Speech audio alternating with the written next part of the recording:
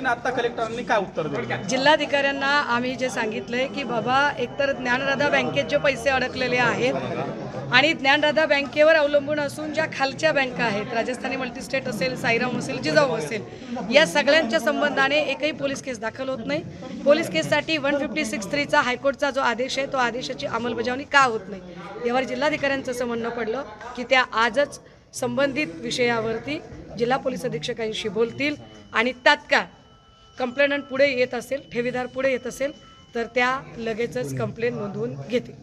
अशोक चव्हाणांनी आमदारकीचा राजीनामा दिला काँग्रेसच्या आमदारकीचा राजीनामा, पक्षाचा आणि आमदारकीचा दोन्ही राजीनामा। नाही, मी एकतर मुक्त संवाद यात्रेमध्ये आहे आणि मी सकाळपासून आपण सगळे बघताय की पब्लिक डोमेनमध्ये मी मोर्चामध्ये आहे। सो मी या सगळ्या माहितीबद्दल प्रचंड अनभिज्ञ आहे। तर मला असं वाटतं की आधी मी माहिती घेतली पाहिजे आणि नंतर व्यक्त झालं पाहिजे। वनवास आणि दगाफटका वाटायला आला असं पंकजा मुंडे म्हणाल्या आणि विशेष म्हणजे मला मतदारसंघ देखील राहिला नाही असं देखील त्यांचं वक्तव्य। कसं पाहताय? खेद व्यक्त केला त्यांनी। मला खरंच खंत वाटते पंकजाताईंच्या या वक्तव्यावर। हे वक्तव्य प्रचंड दुर्दैवी आहे आणि त्यांच्यावर ही वेळ यावी नाईलाजाने।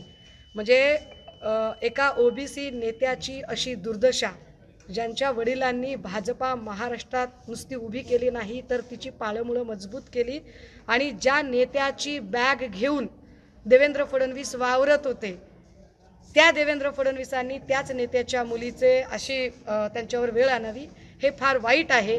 पण मला त्याहीपेक्षा वाईट आणि गंभीर हे वाटतं की त्याच पक्षात ओबीसीचे दुसरे असणारे चंद्रशेखर बावनकुळे जे अजूनही देवेंद्र फडणवीसांच्या धाकापोटी काहीच व्यक्त होत नाही आहेत आणि विनोद तावडे आणि बावनकुळेंच्या नंतर आता पंकजा मुंडेंचे हे सगळं एका अर्थाने देवेंद्रजी एका नेतृत्वाला संपवत आहेत याचा तो कबुलीचा भाग। अशोक चव्हाण असतील किंवा इतर कुठले नेते असतील महाविकास आघाडीचे एक एक करून भाजपमध्ये दाखल होत आहेत, या मागे नेमकं कारण काय? काही फरक पडत नसतो दादा। तुम्हाला मी आठवण करून देते, तुम्हाला जर फील गुड हे कॅम्पेन आठवत असेल भाजपचं, त्यांनी प्रचंड शायनिंग इंडिया आणि फील गुड केलं, पण फील गुडचं नंतर फील बॅड झालं।